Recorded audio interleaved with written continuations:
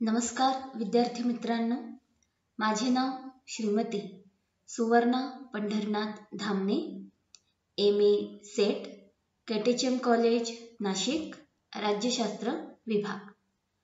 विद्यार्थ्यांनो, आज आपण जागतिक राजकारण नवीन विकास या विषयातील तिसरे प्रकरण जागतिक व्यापाराचा राजकारणावरील परिणाम या प्रकरणातील पुढील मुद्द्यांचा आढावा घेणार आहोत. मागील व्याख्यानात बहुराष्ट्रीय निगम कंपनी म्हणजे काय आणि तिच्या काही व्याख्या आपण बघितल्या. आजच्या व्याख्यानात आपण त्याच्या स्वरूपाची जो मुद्दा आहे त्या मुद्द्यावरून सुरुवात करणार आहोत.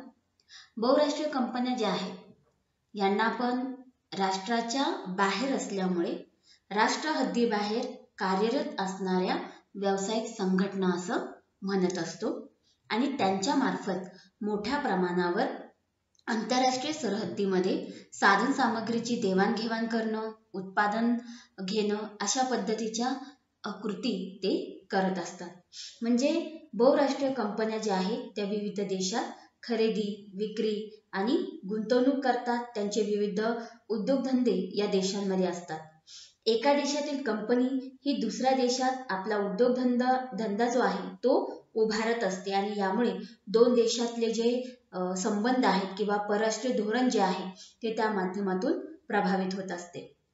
याचा अर्थ असा की जी बहुराष्ट्राची कंपन्यांची धोरणं आहेत ती देशांच्या आपापसातील धोरणांशी संलग्न असतात.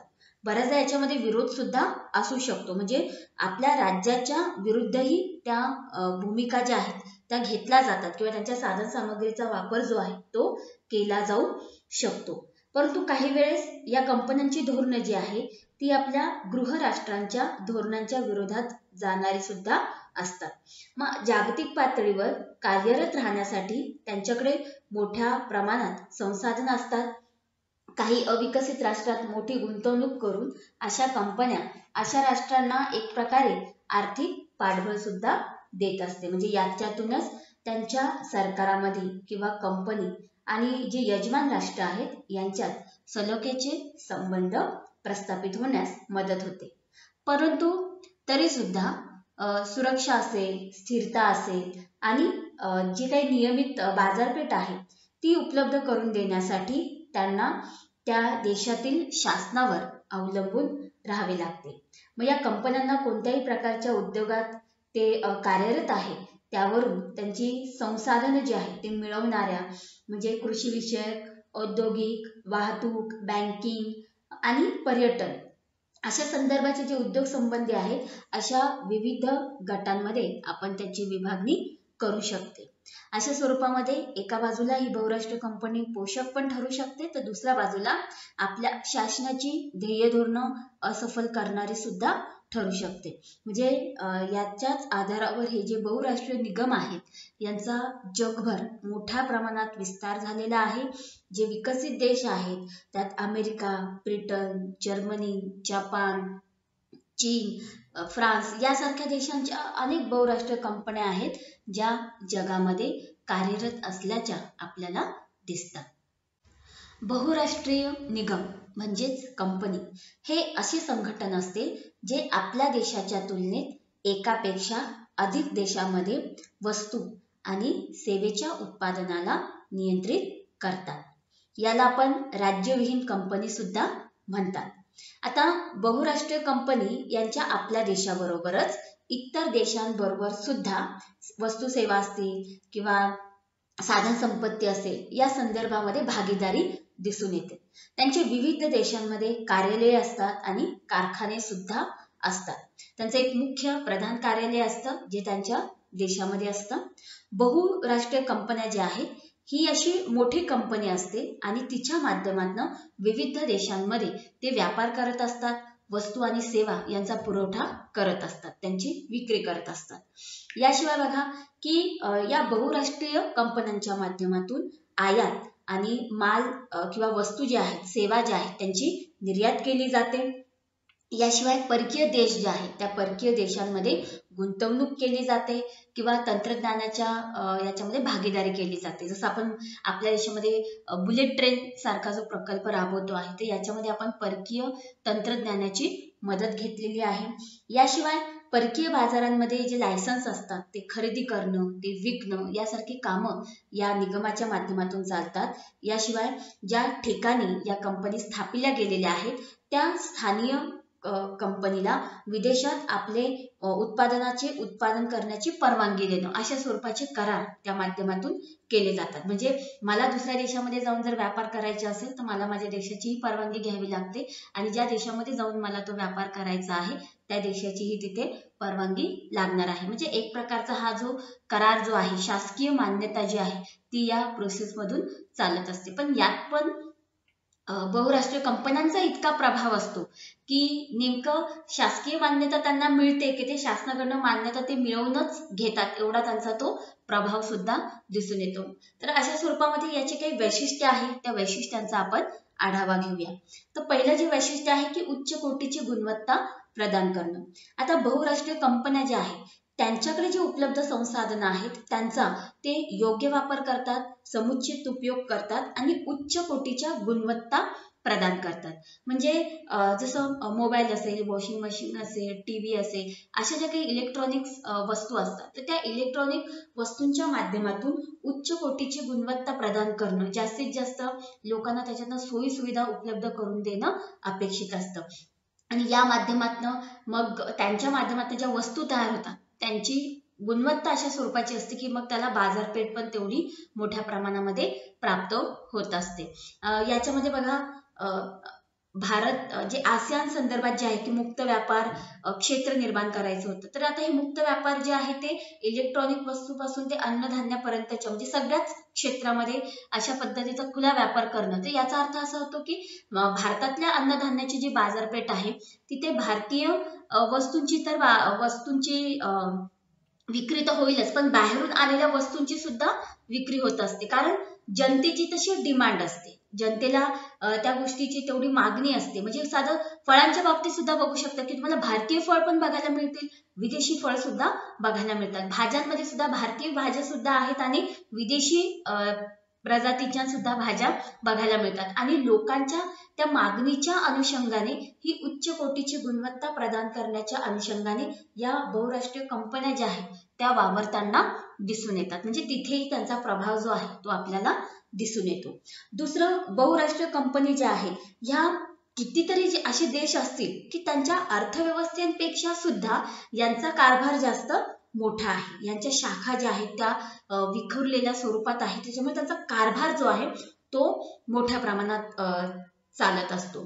तिसरं वैशिष्ट्य आहे की विविध शाखांद्वारे संचालन. बहुराष्ट्रीय कंपन्या ज्या आहेत त्यांचं मुख्यालय त्यांच्या देशांमध्ये असतं, मात्र इतर देशांमध्ये जेव्हा त्यांना व्यापार करायचा असतो किंवा तिथे जर जेव्हा गुंतवणूक करायची असते तर त्या देशांमध्ये सुद्धा त्यांची विविध कार्यालये उघडली जातात, विविध कारखाने उघडले जातात. त्यांच्या अनुषंगाने तिथे सुद्धा त्यांचं एक व्यवस्थापकीय मंडळ जे आहे ते स्थापन केलं जातं. म्हणजे विशिष्ट क्षेत्रासाठी विशिष्ट व्यवस्थापकीय मंडळ स्थापन केलं जातं आणि त्या व्यवस्थापन मंडळाच्या आधारे, त्या शाखांच्या आधारे या कंपन्यांचं संचालन जे आहे ते चालत असतं. आणि या संचालनाचं पुढचं वैशिष्ट्य मग येतं की नियंत्रणाची एकता. भलेही जगभर पसरलेले असतील की विविध शाखांद्वारे त्यांचं संचालन होत असेल, मात्र नियंत्रणाची एकता जी आहे की एका विशिष्ट मुख्यालयाच्या माध्यमातून पुढे जाऊन या सगळ्या प्रक्रिया ज्या आहेत त्या घडत असतात. म्हणजे या माध्यमातून परदेशामध्ये ज्या आपल्या विविध शाखा आहेत किंवा ज्या आपल्या व्यावसायिक गतिविधी आहेत, परकीय गुंतवणूक आहे आणि त्या संदर्भात जो काही फायदा, नफा किंवा तोटा या सगळ्या गोष्टी ज्या आहेत त्या मॅनेज करण्याच्या संदर्भामध्ये ही नियंत्रणाची एकता जी आहे ही खूप महत्वपूर्ण काम करताना दिसते. आणि त्यामुळे त्यांना एक प्रकारे एक आज्ञा ऐक्यता पण बघायला मिळते आणि त्या माध्यमातून सुद्धा ही कंपनी जो आहे त्यांचा कारभार तितका सक्षमपणे आणि तितका कार्यक्षमपणे सुद्धा राबवू शकते. तर अशा स्वरूपामध्ये वैशिष्ट्य जे आहे ते बहुराष्ट्रीय कंपनीचं आपल्याला बघता येतं. आणि आता याचं शेवटचं वैशिष्ट्य असं आहे की प्रभावी आर्थिक शक्ती आहे. बहुराष्ट्रीय कंपनी जी आहे हिचा जागतिक, जसं मी सांगितलं की शासकीय मान्यता त्यांना हव्या असतात आपल्या देशाकडून सुद्धा आणि ज्या देशामध्ये ते गुंतवणूक करणार आहे त्या देशातल्या शासनाकडून सुद्धा. पण यांची आर्थिक शक्ती किंवा यांची क्षमता किंवा यांचा प्रभाव इतक्या मोठ्या प्रमाणामध्ये असतो की या कंपनीजला समोरून एक प्रकारे त्यांचं स्वागत केलं जातं किंवा समोरून त्यांना एक प्रकारे आवाहन केलं जातं की तुम्ही या आणि आमच्या देशामध्ये परकीय गुंतवणूक करा. म्हणजे या बहुराष्ट्रीय कंपन्यांची शक्ती आर्थिक स्वरूपामध्ये तेवढी असते आणि त्यामुळे त्यांचा प्रभाव जो आहे तो या देशांवर आपल्याला बघायला मिळू शकतो. याशिवाय जनतेची जी मागणी आहे त्या मागणीच्या आधारावर सुद्धा या बहुराष्ट्रीय निगम किंवा या कंपनीचा प्रभाव जो आहे तो जागतिक पातळीवर वाढलेला आहे. आता आपण बहुराष्ट्रीय कंपन्या ज्या आहेत त्यांची भूमिका ही यजमान देशावर म्हणजे ज्या देशामध्ये जाऊन ते व्यापार करतात त्या देशांवर कशी पडते आणि त्यांचं जे मायदेश आहे त्या मायदेशामध्ये त्याचा किती फायदा होतो की त्याचे काही तोटे पण होतात याचा आपण आढावा घेणार आहोत. तर पहिली भूमिका आपण या दृष्टिकोनातून बघूया की यजमान देशांवर काय प्रभाव पडतो. आता राष्ट्रीय सीमेबाहेर वस्तू व तंत्रज्ञ आणि व्यवस्थापकीय कौशल्याचं हस्तांतरण करण्याचं काम या कंपन्या करत असतात. म्हणजे हे त्या कंपन्यांचं एक प्रकारे महत्वाचं साधन आहे आणि त्याच्यातूनच त्यांना फायदा मिळवायचा आहे. मग बहुराष्ट्रीय निगमाचा जे पुरस्कार करतात त्यांचं असं म्हणणं आहे की या माध्यमातून पहिल्या जगाकडून तिसऱ्या जगाकडे हे भांडवल काय असेल किंवा हे जे उत्पादन असेल यांचा प्रभाव सुरू झाल्यामुळे किंवा यांचा ओघ सुरू झाल्यामुळे तिसऱ्या जगाला या देशाचा फायदा झाला आहे. मग तो फायदा कशा स्वरूपाचा झाला तर पहिला भाग येतो की परकीय भांडवल गुंतवणूक. तर विकसनशील देशांमध्ये अविकसित देशांमध्ये जी परकीय भांडवल गुंतवणूक होते आहे त्यामुळे त्या देशाच्या विकासाला आणि त्या देशाची जी अर्थव्यवस्था आहे त्या अर्थव्यवस्थेला हातभार लागतो.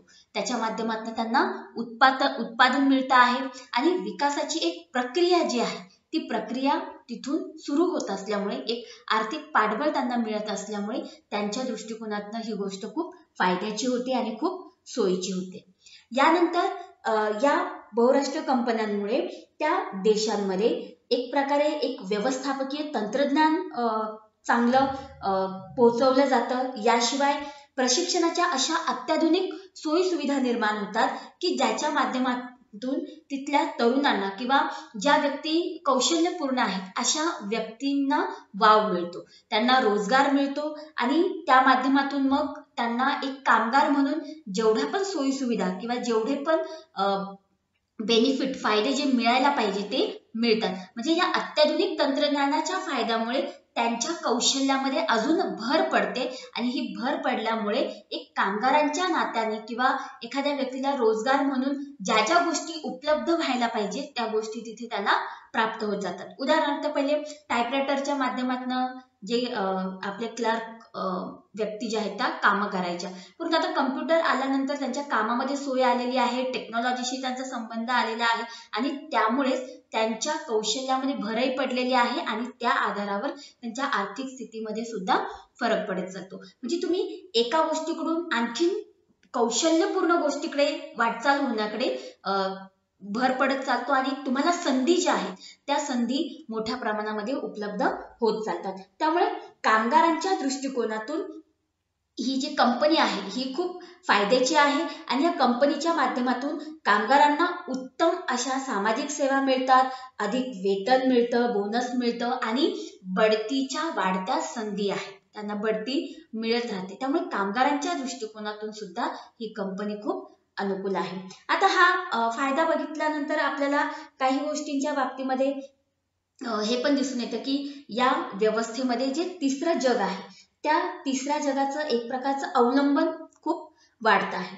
म्हणजे हेच जेव्हा आपण तिसऱ्या जगाकडे म्हणतो की तिसरं जग ह्या गोष्टी का करत नाही, म्हणजे विकसित राष्ट्राकडून विकसनशील राष्ट्राकडे विकसित तंत्रज्ञानाचा पुरवठा होतो आहे ही गोष्ट फायद्याचीच आहे, पण तिसरं जग जे आहे ते दुसऱ्या देशांमध्ये जाऊन अशा पद्धतीने कृती का करत नाही. तर तिसऱ्या जगातील राष्ट्रांना हा बहुराष्ट्रीय कंपन्यांचा जो खर्च आहे तो वाजवीपेक्षा जास्त वाटतो, परंतु जे नवीन तंत्रज्ञान आहे या तंत्रज्ञानाच्या आल्यामुळे हे तिसऱ्या जगातील देश जे आहेत हे कुठेतरी हतबल होतात आणि त्यामुळे त्यांना या राष्ट्रांचं परावलंबन स्वीकारावं लागतं. याशिवाय स्थानिक विकास करण्याची संधी या उत्तरेकडील राज्य जे आहे त्यांना त्यांच्याकडनं दक्षिणेकडील राज्यांना तर मिळतेच आहे. म्हणजे उत्तरेकडील राज्यांचा जसा विकास होतो आहे त्याच पद्धतीने दक्षिणेकडील राज्यांना सुद्धा या संधी प्राप्त होत आहेत आणि या माध्यमातून मग औद्योगिकीकरण असेल, आर्थिक विकास असेल किंवा स्वयंनिर्भरता, आत्मनिर्भरता आहे या बाबतीमध्ये सुद्धा स्थानिक पुढाकार होण्यामध्ये एक संधी मिळते. मात्र याच्यामध्ये मर्यादा आहेत. मग आता त्या मर्यादा कशा स्वरूपाच्या आहेत तर बहुराष्ट्रीय कंपन्या ज्या आहेत या नफा मिळवणाऱ्या संस्था आहेत, संघटना आहेत. म्हणजे त्यांच्या मायदेशी जे गुंतवणूक ते करतात त्याच्या माध्यमातून जास्तीत जास्त तो नफा पोहोचवायचा आहे. म्हणजे मायदेशी त्यांना जास्त फायदा करून द्यायचा आहे, हे त्यांचं वैशिष्ट्य आहे. मग याच्यामुळे काय होतं की विकसित राष्ट्रांकडे वाहणारे जे भांडवल आहे ते खूप जास्त प्रमाणात असतं आणि त्यांची पुनर्गुंतवणूक किंवा त्यांचं जे उत्पादन आहे ती क्षमता पण त्या माध्यमातून वाढते. पण हेच जेव्हा आपण विकसनशील देशांकडे बघतो तर त्यांच्याकडे अशा प्रकारचं भांडवल निर्माण होत नाही किंवा असं पुनर्गुंतवणूक करण्याचं उत्पादन त्यांच्या इथे वाढत नाही. आणि तंत्रज्ञानाचं किंवा माहितीचं जे हस्तांतरण करण्यापूर्वी असेल किंवा परवाना देण्यासाठी जी आकारली जाणारी फी आहे ती इतकी जास्त असते की त्यामुळे यजमान देशाची जी अर्थव्यवस्था आहे त्याच्यावर ताण निर्माण होतो. त्यामुळे तिसऱ्या जगाच्या कंपन्या या विकसित देशांमध्ये जाऊन सर्व्हाइव्ह करू शकतीलच असं पण नाहीये किंवा तेवढी क्षमता त्यांच्यामध्ये राहत नाही. याच्यानंतर बहुराष्ट्रीय कंपन्या ज्या आहेत त्यांच्या अनेक देशामध्ये शाखा आहेत. म्हणजे त्यांना कच्चा माल प्राप्त पण होतोय, प्रक्रिया पण त्याच्यावर होते किंवा त्याच्या माध्यमातून पक्का माल सुद्धा जो आहे तो एका राष्ट्रातून दुसऱ्या राष्ट्रामध्ये ते पुरवतात. मग त्या माध्यमातून त्यांचा जो आयात निर्यात कर आहे तो पण मोठ्या प्रमाणात वाढतो. म्हणजे ज्या देशामध्ये कच्चा माल मिळतोय त्याच देशामध्ये प्रक्रिया करा, त्याच देशामधल्या बाजारपेठेचा वापर करा, तिथेच पक्का माल निर्माण करा आणि तिथल्याच लोकांना विका. म्हणजे त्यांच्या मायदेशी फक्त काय येतोय, पैसा येतो, नफा येतो. आणि मग यामुळे काय होतंय की त्यांचा जो आयात निर्यातीचा भाग आहे त्याच्यामधला सुद्धा कर असेल किंवा त्याच्याविषयीचा सुद्धा जो त्यांना जी भरपाई करावी लागत असेल किंवा तिथे जे काही इन्व्हेस्ट त्यांना करावी लागत असेल ती सुद्धा त्याच्यामध्ये वाचवली जाते. मग याचा फायदा असा होतो की मायदेशी जो आहे तो त्यांचा माल जो आहे तो मालच त्या दृष्टिकोनातून त्यांना जास्तीत जास्त फायदा होतो. म्हणजे याला आपण असं म्हणू शकतो की हा फायद्याचा ओघ जो आहे तो दक्षिणेकडून उत्तरेकडे सरकताना आपल्याला दिसून येतो. म्हणजे भांडवलाचं जे वहन आहे ते दक्षिणेकडून उत्तरेकडे होतं आहे. राष्ट्रीय निगमामार्फत मोठा खर्च होतो आहे आणि त्यांचा थोडाच फायदा जो आहे तो दक्षिणेला होतो आणि जास्तीत जास्त फायदा जो आहे तो या मायदेशातल्या किंवा मायदेशी त्यांना पोहोचवता येतो. यजमान राष्ट्रातील विकास प्रेरणा या माध्यमातून नाहीशी होते. त्याचा प्रभाव जो आहे तो विकसनशील राष्ट्रावर पडतो. तेथे उत्पादन केलं जातं. त्या देशातील जे काही देशी उद्योग आहे त्यांच्याशी ते स्पर्धा करू शकत नाही आणि मग ते हळूहळू विनाश पावतात. नफ्याचा मोठा स्रोत जो आहे तो या बहुराष्ट्रीय कंपन्यांच्या माध्यमातून त्यांच्या मायदेशी पाठवला जातो आणि त्यामुळेच यजमान देशांचा हा प्रभाव जो आहे तो बहुराष्ट्रीय कंपन्यांच्या माध्यमातून आपल्याला दिसून येतो. आता आपण बघूया की या बहुराष्ट्रीय निगम कंपनीचा त्याच्या मायदेशावर काय प्रभाव होतो. यजमान देशावर काय प्रभाव पडतो हे बघताना आपण असं पाहिलं की मायदेशाला फायदा मिळवून देण्याच्या दृष्टिकोनातूनच या कंपन्या काम करत असतात. मात्र खरंच का की मायदेशावर याचा खूप खरंच पूर्णतः फायदाच होत असेल का या दृष्टिकोनातून, तर आपल्याला पुढच्या मुद्द्यांच्या आधारे त्याचा आढावा घेता येणार आहे. MNC मार्फत मोठ्या प्रमाणात भांडवली नफा जो आहे तो मायदेशी पाठवला जातो, ही गोष्ट खरी आहे. परंतु त्यामुळे काय होतं की उत्पादन आणि आर्थिक क्षेत्रांना या माध्यमातून मोठी झळ जी आहे ती पोहोचू शकते. म्हणजे भले ते तिसऱ्या जगामध्ये उत्पादन कमवत असतील किंवा आर्थिक नफा कमवत असतील पण अंतर्गत स्वरूपामध्ये त्यांच्या देशामधले जे उत्पादन आहे आणि आर्थिक क्षेत्र जे आहेत त्यांना यामुळे काय होते, झळ पोचते. म्हणजे पैसा येतोय पण इतर गोष्टींचा त्यांच्यावर परिणाम होत चालतो. मग हा परिणाम कशा स्वरूपाचा होतोय की जे तिसऱ्या जगामध्ये श्रम असतात ते स्वस्तात उपलब्ध असतात, तिथे कमी खर्चामध्ये उत्पादन होते आणि मग त्या वस्तू त्याच देशामध्ये खपल्यामुळे मायदेशातल्या ज्या वस्तू आहेत त्यांची मागणी कमी होते. म्हणजे याचं उदाहरण असं आहे की जेव्हा आपण मोबाईल तयार करतो तर मोबाईल मध्ये जे पण काही छोटे मोठे पार्ट्स आहेत त्या पार्ट्ससाठी चीनवर अवलंबून राहतात. म्हणजे अमेरिका असेल भारत असेल यासारखे देश चीनवर अवलंबून आहेत. म्हणजे चीन ते पार्ट्स तयार करतो कमी किमतीमध्ये आणि मग नंतरून तो त्याचा जे बाहेरचा ढाचा आहे तो तयार करून मग लोकांना आपण आपला ब्रँड म्हणून विकत असतो. पण याच्यामुळे काय होतं की जे इंटरनल जे काही फायद्याच्या ज्या गोष्टी आहेत की जे कौशल्य आहे ते अशा कमी श्रमामध्ये कमी खर्चामध्ये दुसऱ्या देशामध्ये उत्पादित होतं. त्यामुळे आपल्या देशामध्ये ते जे क्षेत्र आहे ते क्षेत्र डावललं जातं किंवा त्या क्षेत्राच्या माध्यमातून ज्या वस्तू निर्माण होतात त्या महाग असल्यामुळे लोक त्या वस्तूंकडे वळत नाही. म्हणजे मायदेशांच्या वस्तूंची मागणी काय होते, कमी होते. म्हणजे असं तुम्हाला भारतामध्ये पण बघायला मिळेल.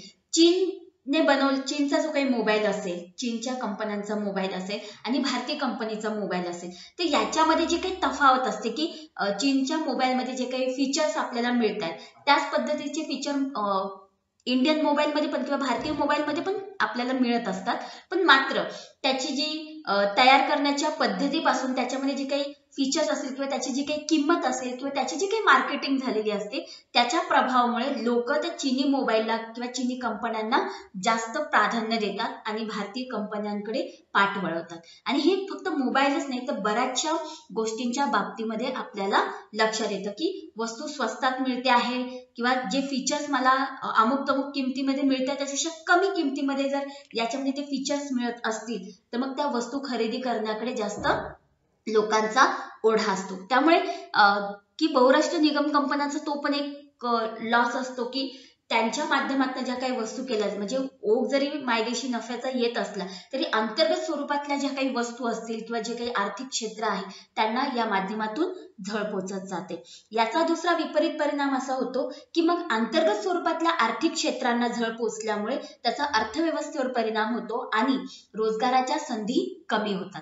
म्हणजे बहुराष्ट्रीय कंपन्या फायदा मिळवण्याच्या दृष्टिकोनातून या अविकसित विकसनशील देशांकडे त्यांचा ओढा जास्त असतो, तिथे त्यांना बाजारपेठ मिळते. शिवाय तिथे त्यांनी जे काही अत्याधुनिक सोयी सुविधा किंवा जे काही तंत्रज्ञान विकसित केलेलं आहे ते तिथल्या लोकांना प्रशिक्षित करणं, त्याच लोकांना कामं देणं किंवा त्यांच्याच माध्यमातून उत्पादन निर्माण करणं आणि त्याच लोकांना ते विकणं, या सगळ्याच गोष्टी त्यांच्या त्या बाजारपेठांमध्ये किंवा त्या अविकसित आणि विकसनशील देशांमध्ये साध्य होत आहे. त्यामुळे आपल्या देशातल्या आर्थिक क्षेत्राकडे अर्थव्यवस्थेकडे दुर्लक्ष होतं आणि आपल्या देशातल्या तरुणांना त्या संधी फारशा उपलब्ध होत नाही आणि याचा परिणाम असा होतो की त्या देशांमध्ये बेकारी सुद्धा निर्माण होत असते. अशा पद्धतीने MNC कडे जे भांडवल, वस्तू व तंत्रज्ञान जगाच्या विविध भागांमध्ये स्थलांतरित करण्याची क्षमता असते त्यांच्या माध्यमातून ते मायदेशी सरकारने जी काही अर्थव्यवस्था सुदृढ करण्यासाठी किंवा बळकट करण्यासाठी ज्या उपाययोजना केलेल्या आहेत